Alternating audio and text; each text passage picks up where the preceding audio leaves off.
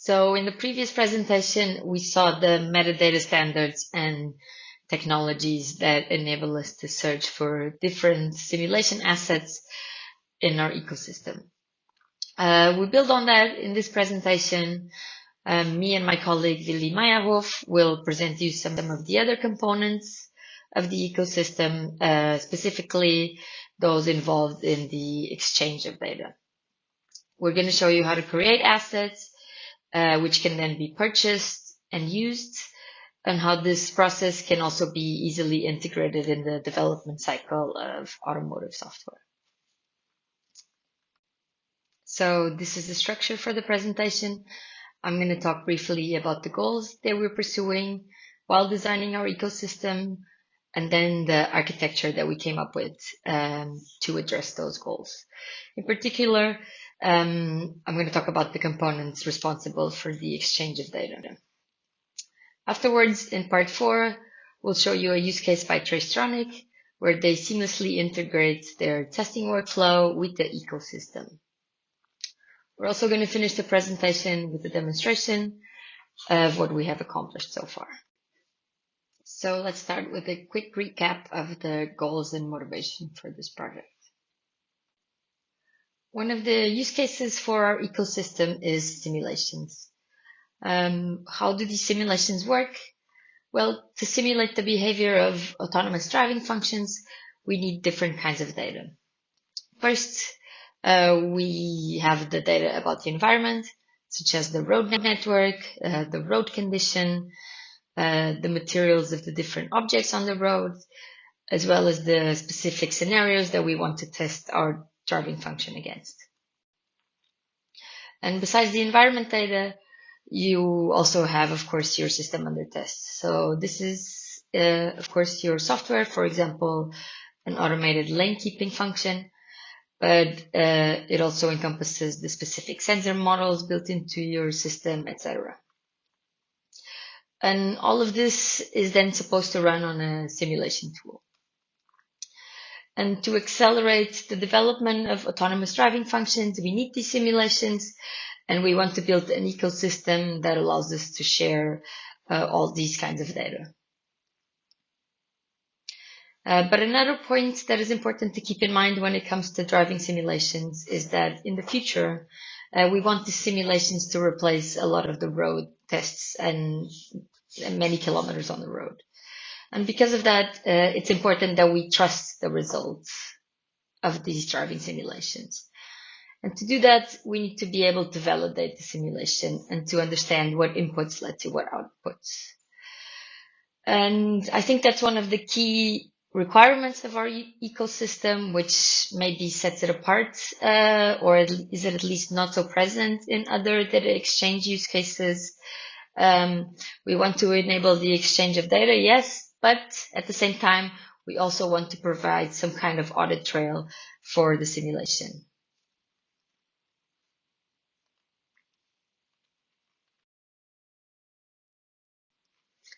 And this will enable us to move from simple simulations to actual trustworthy autonomous driving simulations that can replace actual road tests without raising any concerns.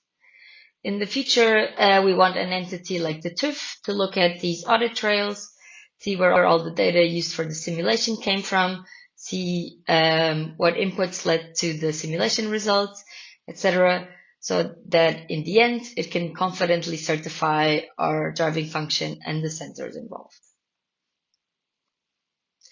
And this requirement, among others, I think very much informed the architecture of our ecosystem. So let's take a look at the architecture. Here's a simplified view of it. On the left, we have a data provider, and on the right, we have a data consumer. And what is central to our architecture, as we can see, is the use of a blockchain, among other federation components. The blockchain is especially suited for our use case, as we will later explain, because it provides us with an immutable record of transactions. And besides the blockchain, we also have other components involved in the exchange of data. In this presentation, we're going to focus on these components. We're going to see how a data provider can create an asset in the ecosystem, how this asset is then represented in the blockchain and in a distributed storage system in a way that will later enable us to establish an audit trail for the simulation results. And from the consumer side, we're also going to see how these ecosystem components can be easily integrated with consumer development tools. Specifically, we're going to use the use case of TraceTronic and see how their tool EcoTest can be integrated to automatically fetch relevant simulation assets, download them, use the assets in a simulation, and finally produce test results. These results can then serve as the basis for a virtual homologation or certification. So now that we have seen an overview of the architecture, let's dive deep into the individual components and explain how our requirements informed our specific technology decisions. So the key technology that we're using to enable the exchange of data in our ecosystem is the Eclipse Dataspace Connector. This component is currently being developed as part of the Catena X project, but has found wide adoption in many related projects under the GaiaX umbrella. And this is due in part to its many strengths. Namely, it promotes data sovereignty by letting participants retain control of their data and also enables them to exchange data in a secure and standardized way. Besides that, it also offers great interoperability and extensibility, which is the reason why it also has such a strong open source community behind it. So after evaluating different connectors and dataspace technologies, we deemed this to be the most mature and future-proof of them all. However, we had some use case specific requirements that weren't completely solved by the Eclipse Dataspace Connector as is. Namely, we wanted the exchange of data to be traceable so that certification authorities can establish these audit trails and verify that each simulation was done according to their standards. And then we also found that the catalog provided by the EDC had a weird way of propagating and replicating information. And yeah, it could become unavailable if certain servers went offline or failed. So to meet our requirements, we decided to extend the EDC with two concrete approaches. First, as I already teased in previous slides, we adopt a hybrid architecture and make use of a blockchain. Public blockchains are transparent, and that's a useful property because it can allow us to trace the history of simulation inputs. Here, we can also make use of NFTs or tokens to represent our simulation assets. These tokens can help us ensure the integrity of assets, plus they can also provide a good way to manage usage and access control. However, using a public blockchain also has its risks, and privacy and confidentiality are a big concern, especially in the automotive business. So the goal is to only put a privacy-preserving representation of transactions on the chain, while keeping confidential data off the chain. Besides the blockchain, we also make use of a distributed storage system, most commonly known as IPFS. This serves as our catalog where we store the metadata about available assets in the ecosystem. IPFS can ensure that asset metadata is always available, plus storage is tamper-proof and cost-efficient. And how did we integrate these two approaches with the existing dataspace components? Well, like I said, the EDC is easily extensible, so that's what we did. We developed an extension and an interface to communicate with the new components. When certain events, for example, the creation of a new asset or the successful negotiation of a contract agreement happen, we have listeners in place that record these events and then log their occurrence with a token on the blockchain while uploading the associated metadata to IPFS. Here, it's important to underline that while we store some logs and metadata publicly, the actual valuable assets remain private and under the control of the data providers.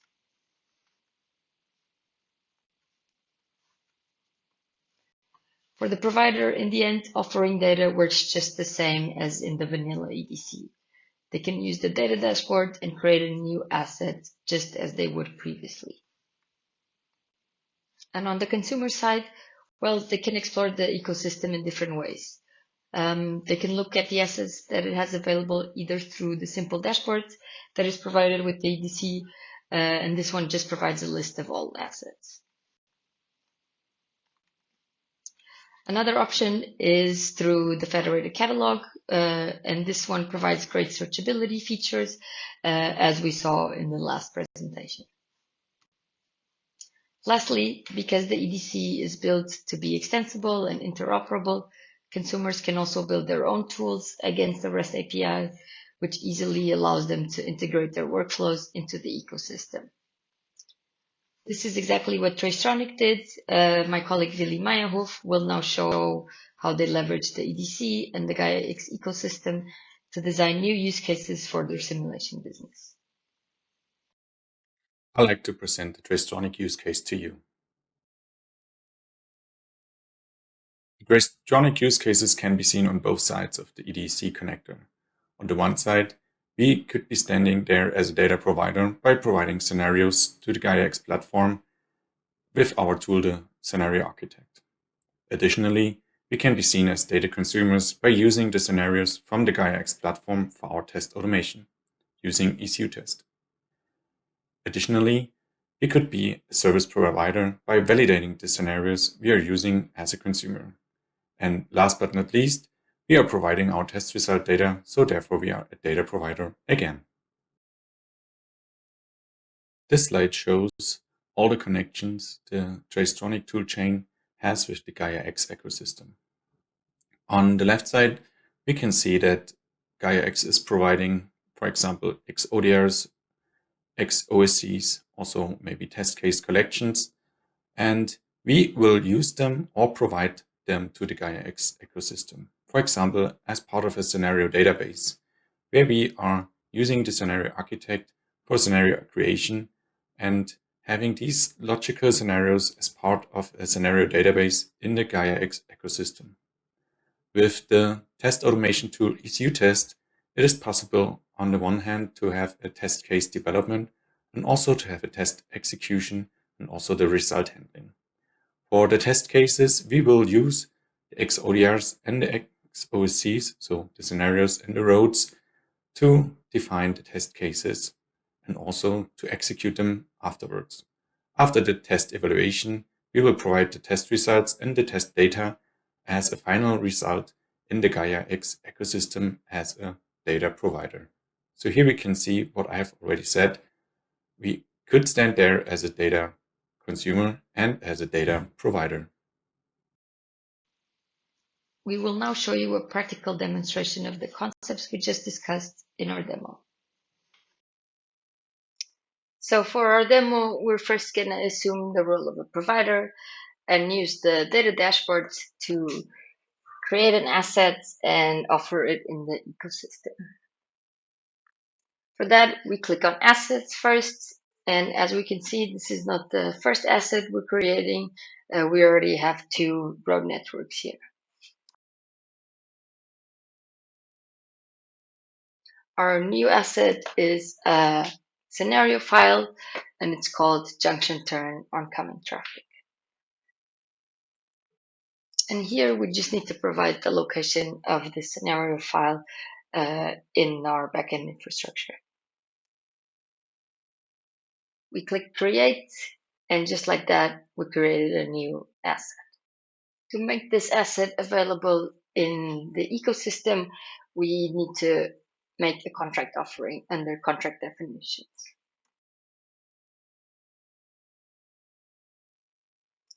For a contract offering, we just need to attach an access policy and a usage policy to our asset that we just created before.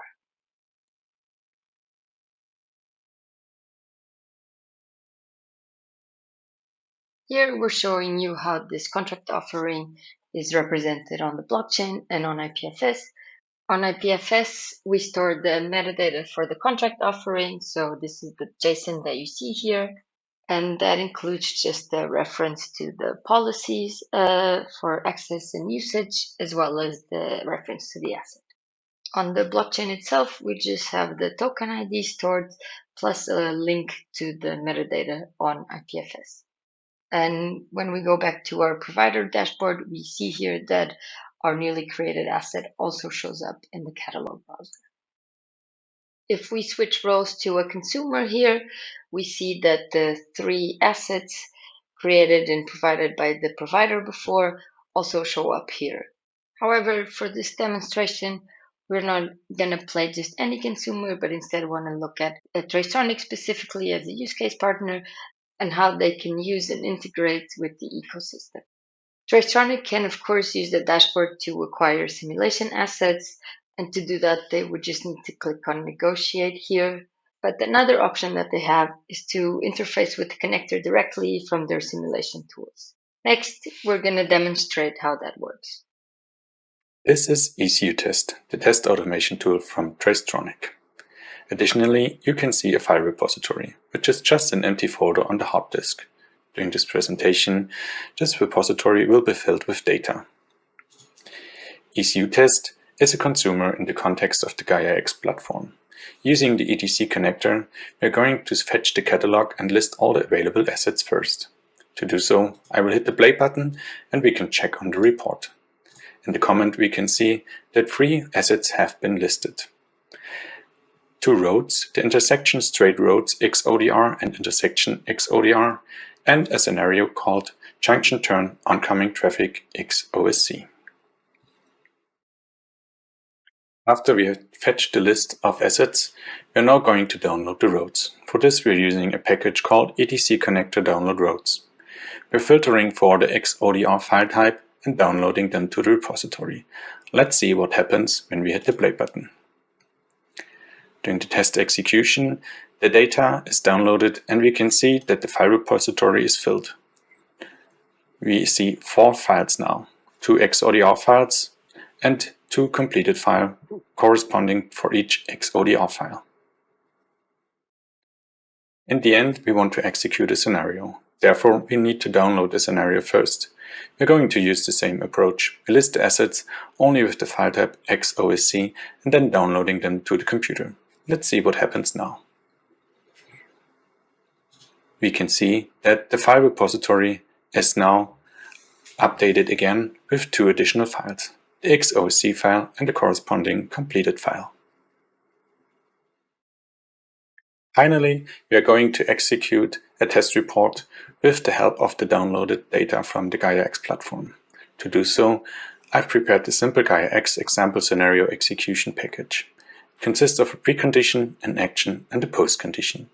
We're first selecting the scenario with the name junction turn oncoming traffic, which just has been downloaded before. ESMini then will execute this scenario on the scenario and the XODR file. The data is then going to be recorded and placed on the computer so we can do a trace analysis on them. In the trace analysis, we are going to calculate that time to collision and additionally the distance between the 2 cars. In the calculation we are also checking if the distance is always more than 5 meters. Let's see what happens when I hit the play button and check back on the report. The test report is failed.